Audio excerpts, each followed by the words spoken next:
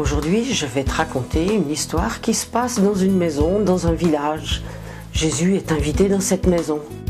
Ce qui est bizarre dans ces maisons, c'est pas tout à fait comme chez nous maintenant, c'est qu'elles ont un toit tout plat et un escalier pour monter sur le toit. Alors, c'est très intéressant parce que sur le toit, on peut entreposer des pots, des graines, on peut étendre sa lessive. Et puis quand il fait chaud, la nuit, on peut prendre sa couverture et puis aller dormir sur le toit. Aujourd'hui, Jésus est dans la maison, il parle, il raconte du royaume de Dieu. Et il y a énormément de gens qui sont intéressés.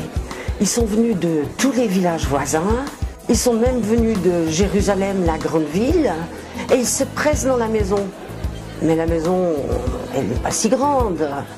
Alors ils essayent d'entrer, ils se pressent à la porte, mais la maison est pleine. Alors ils sont devant la porte, sur la pointe des pieds, ils tendent l'oreille et ils écoutent ce que Jésus veut raconter. Non loin de là, il y a quelqu'un qui n'est pas venu voir Jésus, qui n'est pas derrière la porte, qui est resté couché chez lui. Il est paresseux? Mais non, il ne peut pas marcher. Il est paralysé. Depuis qu'il est tout petit, il n'a jamais pu courir, il n'a jamais pu aller jouer aux osselets avec les autres. Il est là, dans son lit, à attendre. Il est triste, il n'a pas le moral. Et pourtant, il a des amis. Oh voilà, juste moi qui arrive en courant et qui lui crie « Dis donc, mon vieux, tu sais pourquoi il y a Jésus qui est tout près d'ici, dans une maison, on va aller le voir. » « Ouais, mais je peux pas marcher, je peux pas bouger, tu le sais bien. » « Mais c'est pas grave, je suis venu avec 3 copains, on va t'embarquer et on va t'amener voir Jésus. » C'est comme ça qu'ils ont pris le paralytique, ils l'ont installé sur sa civière avec une perche et ils ont commencé à traverser le village avec lui. Ouh, c'est pas une mince affaire, d'une part parce qu'il est lourd, il faut marcher ensemble, on peut pas marcher n'importe comment. Et puis, il est là, puis il râle, il dit « Tu crois que Jésus va s'occuper de moi ? Moi, tu sais, j'ai pas le moral. » Mais oui, on est convaincus. Tu sais, Jésus, c'est quelqu'un qui s'occupe des gens de n'importe qui. Ouais, mais tu crois que moi, tu sais, je suis paralysé depuis que je suis tout petit. Allez, t'en fais pas, on y va. Jésus, moi je crois que c'est le Fils de Dieu.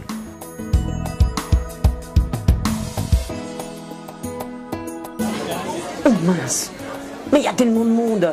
Comment est-ce qu'on va faire pour entrer ? Heureusement qu'il y a les escaliers, parce que personne ne va se bouger pour les laisser passer. Ils sont montés des escaliers et sur le toit, quelle chance, c'est un toit en torchis. Le torchis, c'est des branches de la terre bien tassées. Pas de problème les amis, on fait un trou, on s'arrangera avec le propriétaire après. Alors, ils ont creusé. Ils ont déplacé la terre, il y avait quelques pierres, il y avait des branchages, ils ont tout poussé. Voilà. Vous croyez vraiment que vous allez me descendre là-dedans ?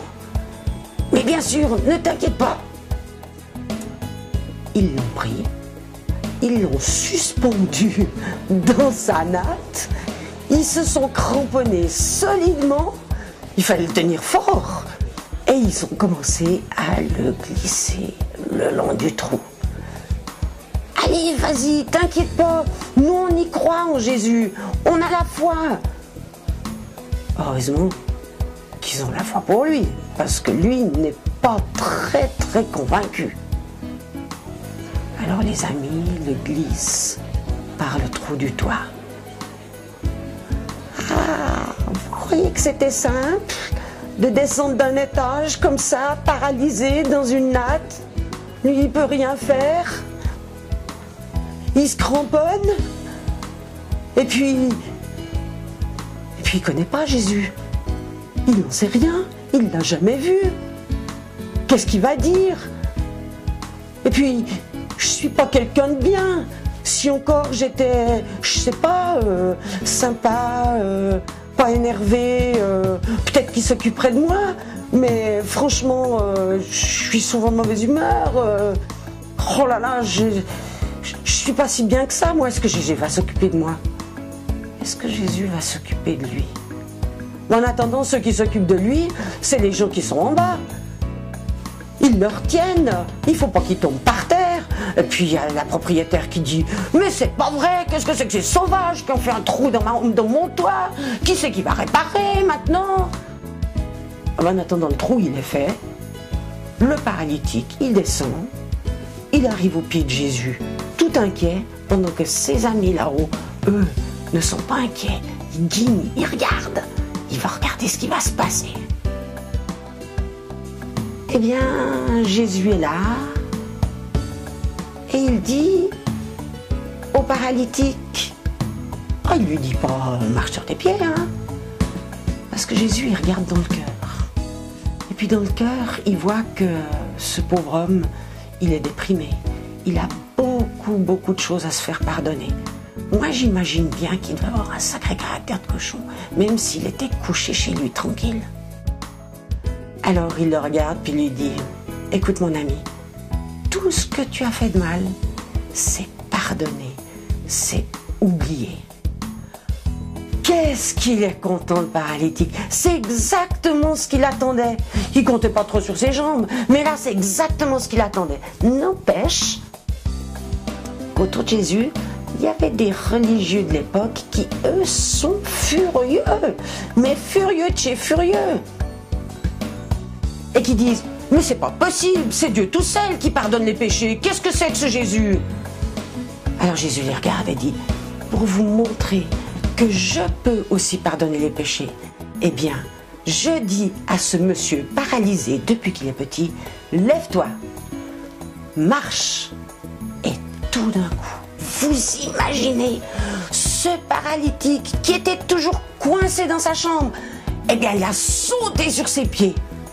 Oh, il est encore tout maigre, ça c'est sûr, mais il a sauté sur ses pieds. Et il pouvait marcher. Quelle joie dans la maison! Quelle explosion! Tout le monde qui criait, tout le monde qui chantait, puis dehors qui criait « Qu'est-ce qui se passe? Qu'est-ce qui se passe ?» Mais il a guéri le paralytique. Et puis la propriétaire du toit troué qui disait « Mais c'est pas grave, je suis content qu'il soit venu